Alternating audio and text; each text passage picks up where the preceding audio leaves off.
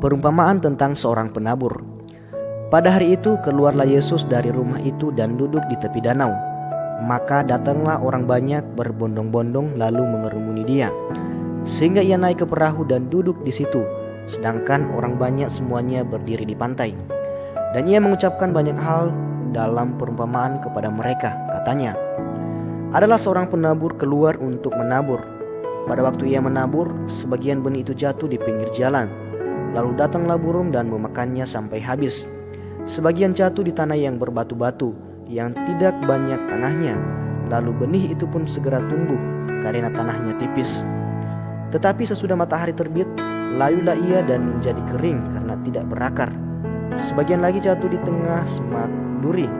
Lalu makin besarlah semak itu dan menghimpitnya sampai mati. Dan sebagian jatuh di tanah yang baik, lalu berbuah. Ada yang 100 kali lipat, ada yang 60 kali lipat, ada yang 30 kali lipat. Siapa bertelinga, hendaklah ia mendengar. Maka datanglah murid-muridnya dan bertanya kepadanya, mengapa engkau berkata-kata kepada mereka dalam perumpamaan? Jawab Yesus, kepadamu diberi karunia untuk mengetahui rahasia kerajaan sorga, tetapi kepada mereka tidak. Karena siapa yang mempunyai, kepadanya akan diberi, sehingga ia berkelimpahan. Tetapi siapa yang tidak mempunyai, apapun juga yang ada padanya akan diambil daripadanya.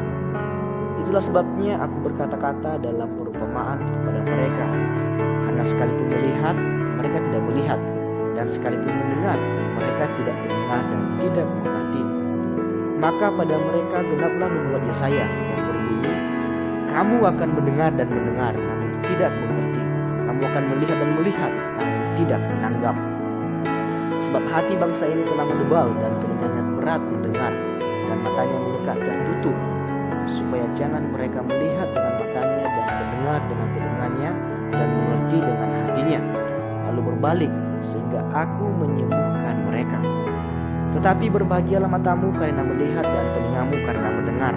Sebab aku berkata kepadamu, sesungguhnya banyak nabi dan orang benar ingin melihat apa yang kamu lihat, tetapi tidak melihatnya, dan ingin mendengar apa yang kamu dengar, tetapi tidak mendengarnya. Karena itu, dengarlah arti perumpamaan penabur itu.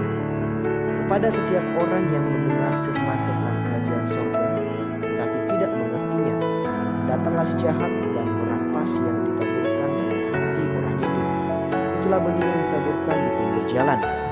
Benih yang ditaburkan di tanah yang berbatu-batu ialah orang yang mendengar firman itu dan segera menerimanya dengan gembira. Tetapi ia tidak berakar dan tahan sebentar saja. Apabila datang penindasan atau penganiayaan karena firman itu, orang itu pun segera murtad. Yang ditaburkan di tengah semak duri ialah orang yang mendengar firman itu, lalu kekhawatiran dunia ini dan tipu daya kekayaan menghimpit firman itu sehingga tidak berbuah. Yang ditaburkan di tanah yang baik ialah orang yang mendengar firman itu dan mengerti, dan karena itu ia berbuah. Ada yang 100 kali lipat, ada yang 60 kali lipat, ada yang 30 kali lipat. Perumpamaan tentang lalang di antara gandum. Yesus membentangkan suatu perumpamaan lain kepada mereka. Katanya, hal kerajaan surga itu seumpama orang yang menaburkan benih yang baik di ladangnya. Tetapi pada waktu semua orang tidur, datanglah musuhnya dan menaburkan benih lalang di antara gandum itu, lalu pergi. Ketika gandum itu tumbuh dan mulai berbulir, nampak jugalah lalang itu. Maka datanglah hamba-hamba Tuan ladang itu kepadanya dan berkata, Tuan, bukankah benih baik yang Tuan taburkan di ladang Tuan? Dari manakah lalang itu? Jawab Tuan itu, seorang musuh yang melakukannya. Lalu berkatalah hamba-hamba itu kepadanya, jadi maukah Tuan supaya kami pergi mencabut lalang itu? Tetapi ia berkata, jangan, sebab mungkin gandum itu tercabut pada waktu kamu mencabut lalang itu. Biarkanlah keduanya tumbuh bersama sampai waktu menuai. Pada waktu itu aku akan berkata kepada para penuai, kumpulkanlah dahulu lalang itu dan ikatlah berberkas-berkas untuk dibakar. Kemudian kumpulkanlah gandum itu ke dalam lumbungku. Perumpamaan tentang biji sawi dan ragi.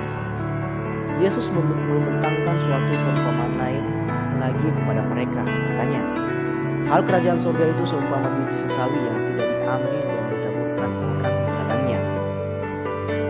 Memang biji itu yang paling kecil dari segala jenis benih, tetapi apabila sudah tumbuh, sesawi itu lebih besar daripada sayuran yang lain, bahkan menjadi pohon, sehingga burung-burung di udara datang bersarang pada cabang-cabangnya, dan ia menceritakan perumpamaan ini juga kepada mereka.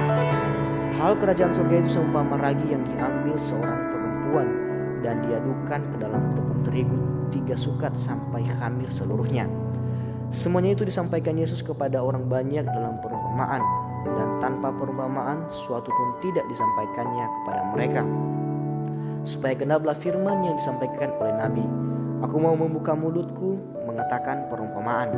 Aku mau mengucapkan hal yang tersembunyi sejak dunia dijadikan." Penjelasan perumpamaan tentang lalang di antara gandum. Maka Yesus pun meninggalkan orang banyak itu lalu pulang. Murid-muridnya datang dan berkata kepadanya, "Jelaskanlah kepada kami perumpamaan tentang lalang di ladang itu."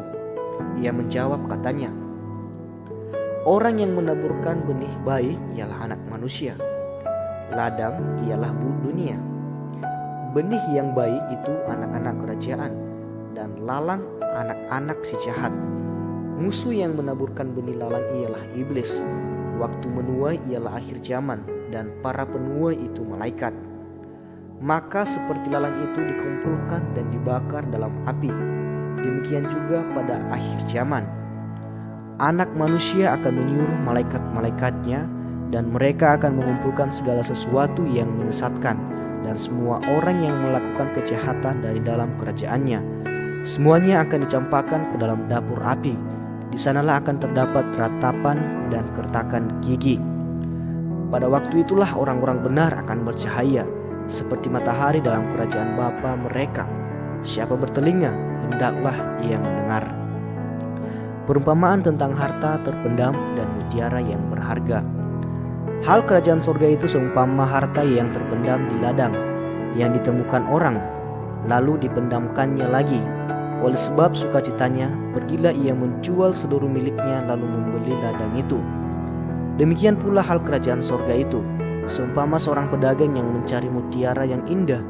Setelah ditemukannya mutiara yang sangat berharga, ia pun pergi menjual seluruh miliknya, lalu membeli mutiara itu. Perumpamaan tentang pukat. Demikian pula hal kerajaan surga itu, seumpama pukat yang dilabuhkan di laut, lalu mengumpulkan berbagai jenis ikan. Setelah penuh, pukat itu pun diseret orang ke pantai.